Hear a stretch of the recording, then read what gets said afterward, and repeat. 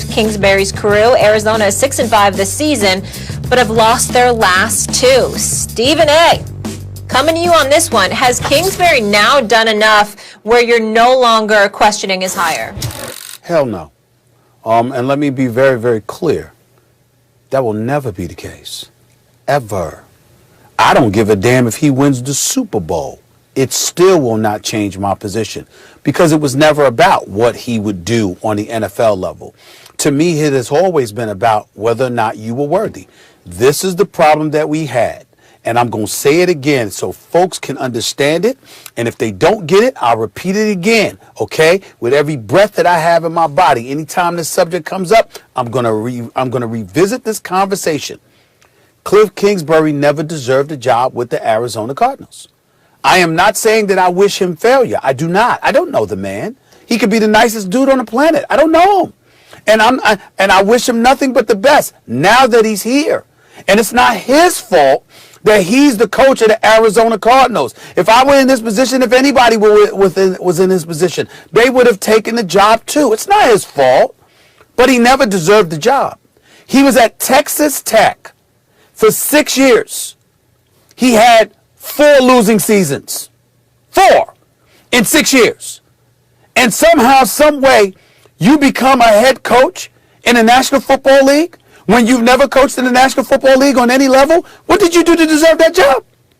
Call the NFL office. Call the NFL Players Association. They will give you a list of qualified candidates, particularly of African American descent, who have been bypassed. We have lamented the Eric Bieniemys of the world, who's been an offensive coordinator under Andy Reid for years and is a reigning Super Bowl champion and could barely get a damn interview. Jim Caldwell had 4 years in Detroit, okay, and took him to the playoffs twice. Matt Patricia, who was recently fired as the head coach of the Detroit Lions, and he deserved to be fired. This man could have won 24 straight games and still would have won less games and had more losses and a worse winning percentage than Jim Caldwell. But somehow, some way was allowed to be in that position. But at least he had a resume before he got the job because he was defensive coordinator for the New England Patriots. When I brought up Steve Nash was one of the nicest dudes on the planet. Class personified, represented by my man Bill Duffy for years, who raves about this man's character. If anybody who knows Steve Nash would rave about his character because he's a great guy, he's a Hall of Fame point guard, we know how elite he was, etc., etc. But he never coached on any level in the NBA and automatically inherits the job for the Brooklyn Nets with KD and Kyrie as the cornerstones of your franchise and potentially James Harden coming. Black dudes don't get those opportunities. And in the case of Cliff Kingsbury, what bothers me is not him. It's nothing personal about him.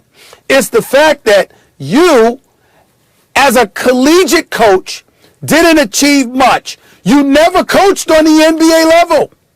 Ever. I'm sorry, the NFL level. Ever. And somehow, some way, you catapult to a head coaching position, bypassing offensive and defensive coordinators along the way. Why? Because you used to be some offensive coordinator or something at Texas A&M or wherever the hell it was, and you knew a couple of dudes. It's utterly ridiculous because it is flagrant. And as I've said before, when that cop, Max, kneeled on George Floyd's neck for 8 minutes and 46 seconds, and people were in the streets rioting, protesting, etc.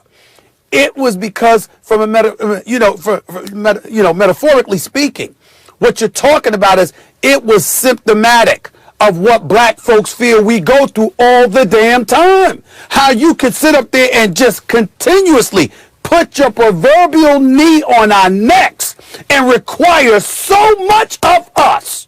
But when it comes to the Cliff Kingsburys of the world, you can just bypass everybody with no resume and be a head coach in the NFL. So I wish him nothing but the best because I'm a fan of Kyler Murray. I'm a fan of DeAndre Hopkins. Hell, we might be worthy of being a fan of Cliff Kingsbury when all is said and done because I don't think he's doing a bad job, but it ain't the point.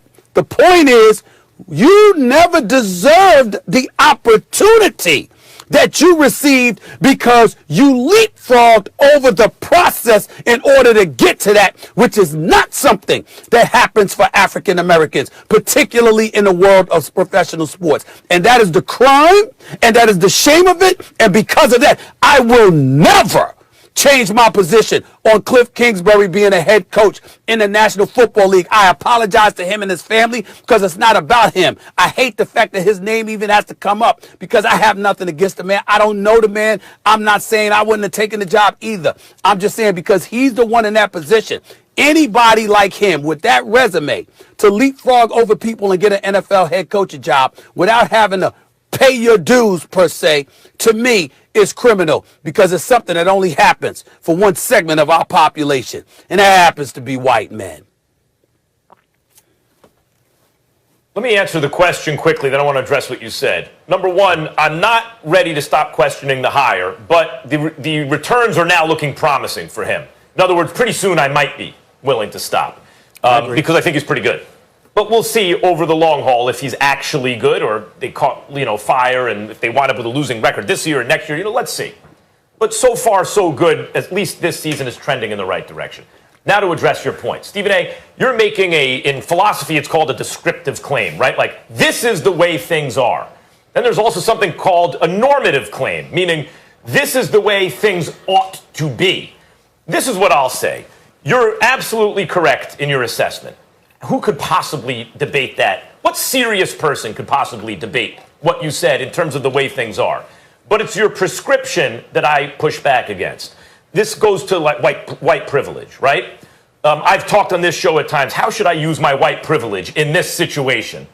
Should I just, should I ignore what's going on, or should I use it to speak truth to power, for example, right? I would say that white people should not be, or not white, people should not be thinking, hey, white people should be giving up white privilege, in the sense that they should give up a treatment, respectful treatment, right? They should give up kind of human dignity. And they should give up taking advantage of opportunity. People should not be asked to give that up. However, what white people should absolutely insist upon is that everyone is so privileged. So my only issue with what you're saying is you're saying this does not happen for African Americans. They don't get to skip steps. So it should not happen for white people. And my response would be, I think a better prescription is this does not happen for African Americans, so we ought to make sure that it does happen also for African Americans. Otherwise, we see it largely the same way. Okay, appreciate that. Didn't know we were going to philosophy class, but I'm with it. Always like to learn. When we come back here on First Take, guys, I want to talk about the Cowboys. How should they